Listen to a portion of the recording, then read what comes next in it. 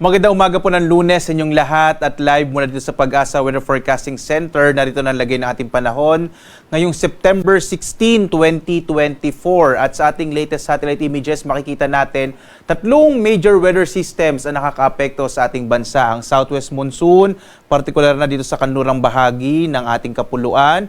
Meron tayong low pressure area na sa may silangan ng Northern Luzon at gayon din ang isang bagyo na nasa labas ng Philippine Area of Responsibility na may international name na Pulasan. So unahin natin itong low pressure area na nasa may bahagi ng 400 km silangan ng Tuguegarao City sa Cagayan o 385 km east-northeast ng Kasiguran sa Aurora. Ngayong araw, malaki yung tsansa na maging bagyo itong low pressure area na nasa may silangan nga ng Tuguegarao. Kaya iba yung pag-iingat lalong-lalo na sa mga kababayan natin dito sa may Cagayan Valley Region. Kapag naging bagyo po itong low pressure area na ito ay magtataas tayo ng tropical cyclone wind signal, partikular na dito sa may bahagi ng Cagayan Valley Region. Asahan natin ngayong araw malaking tsansa ng mga pag-ulan, lalong-lalo na sa area ng Northern Luzon, ito area ng Cagayan Valley kasama itong bahagi ng Aurora at may mga pagbugso rin ng hangin habang lumalapit kasi inaasahan natin na posibleng lumapit sa bahagi ng ating kalupaan itong low pressure area na maaaring maging bagyo sa araw na ito. Ang susunod natin, itong bagyo naman sa labas ng Philippine Area of Responsibility na mayroong international name na Pulasan. Alam niyo po yung Pulasan, ang ibig sabihin niyan, isang uri ng prutas sa bansang Malaysia. So bansang Malaysia yung nagbigay nitong pangalan na ito dito sa may bahagi ng ating lugar. At ang huling lokasyon nito as of 4 a.m. may higit 2,000 kilometro east-southeastern ng Luzon. Wala pa itong direktang epekto sa ating bansa at base din sa ating track na ipapakita ko mamaya, malit naman yung tsansa na ito ay lumapit sa kalupaan natin at posibleng sundan lamang niya yung track kagaya ng Ferdy.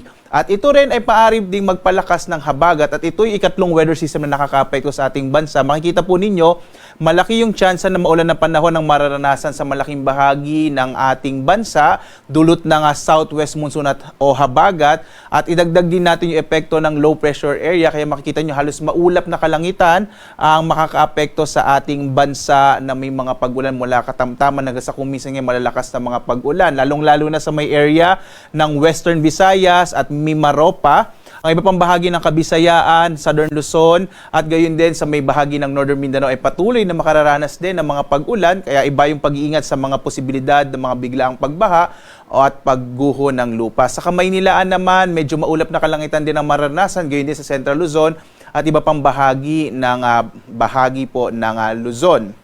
Maliban dito, wala na tayo iba pang minomonitor na low pressure area sa loob at labas ng Philippine Area of Responsibility. At narito nga ang track ng bagyong si Pulasan. Naglabas po tayo ng Tropical Cyclone Advisory as of 5 a.m. sa araw na ito. Makikita po ninyo, kagaya din ni Ferdy, posible lamang itong dumaplis dito sa boundary ng PAR. Hindi natin inalis yung posibilidad na maaari din itong hindi pumasok, lalo na kapag nagbago ito ng track. Pero makikita natin, base sa ating pinahuling datos, pumasok man o hindi, itong bagyong si Pulasan ay palalakasin niya yung habagat, kaya magpapatuloy ang mga pag-ulan lalong-lalo na sa bahagi ng Southern Luzon at ng Visayas. Yung Southern Luzon, ito po yung area ng Bicol Region, Mimaropa at gayon din sa bahagi ng Calabarzon. Maaari ding magkaroon ng mga pag-ulan dito sa Kamaynilaan. At posible dito lumabas ng Philippine Area of Responsibility kung papasok man ito araw naman ng Miyerkules. So yung bukas, Tuesday hanggang Miyerkules, ito yung nakikita natin na duration ng pagpasok at paglabas ng bagyong Pulasan. Ang magiging pangalan ng susunod na bagyo, kung sakali man pong itong Pulasan yun or yung low pressure area na sa may silangan ng Tuguegarao ay Hener. Ang susunod naman po kay Hener ay Helen. So ito po yung mga dalawang pangalan ng mga bagyo na magiging pangalan po ng bagyo dito sa ating bansa, Hener at Helen. At dito nga, narito po ang magiging lagay ng panahon. Makikita po natin malaki yung tsansa ng malalakas sa mga pag-ulan, lalong-lalo na sa may area ng Occidental Mindoro. May mga na-monitor na po tayo na malalakas sa mga pag-ulan sa bahaging ito ng ating bansa. Kaya iba yung pag-iingat sa mga kababayan natin, lalo na sa Mimaropa, sa mga biglaang pagbaha at pagguho ng lupa. Magiging maulan din sa malaking bahagi ng Bicol Region. At samantala, katamtaman hanggang sa malalakas yung mga pag-ulan na maranasan sa malaking bahagi ng Luzon, ng Northern Luzon, ng Central Luzon at gayon din dito dito sa Kamaynilaan. Today, medyo maulap na kalangitan ang mararanasan sa Kamaynilaan na may mga kalat-kalat ng mga pag-ulan, pagkidlat, pagkulog. Agwat ang temperature sa Lawag, 26 to 31 degrees Celsius.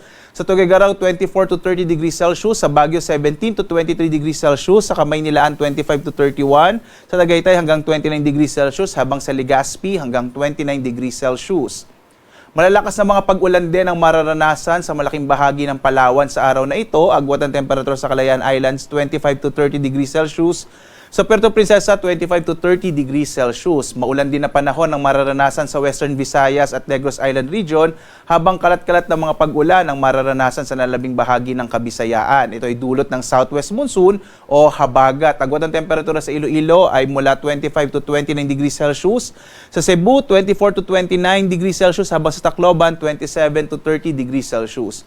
Malaking bahagi din ng Mindanao ay makararanas ng maulap na kalangitan na may mga pag-ulan dulot ng habagat, habang sa area ng Davao Region, mga isolated o pulupulong pag-ulan, pagkilat, pagkulog naman sa hapon hanggang sa gabi ang maaaring maranasan ng mga kababayan natin sa bahagi ng Davao Region.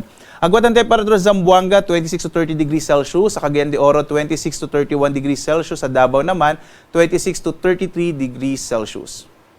Samantala, meron tayong nakataas sa gale warning ngayon. Ito ay epekto ng southwest monsoon o habagat. Kaya iba yung pag-iingat, lalong-lalo sa mga kababayan natin sa Occidental Mindoro, Palawan, Romblon, Masbate, Western Visayas, Negros Island Region, Central Visayas, Southern Leyte, sa Leyte, gayon din sa Zamboanga del Norte, Camiguin, Dinagat Island, at Surigao del Norte. Ito po yung area ng Northern Mindanao. Makikita nyo sa mga lugar kung saan meron po tayong mga nakapula na kulay, ay inaasahan natin yung malalaking pag-alo ng karagatan. Iwasan mo ng pumalaot, lalong-lalo na yung maliliit na mga bangka at maliliit na mga sasakyang pandagat.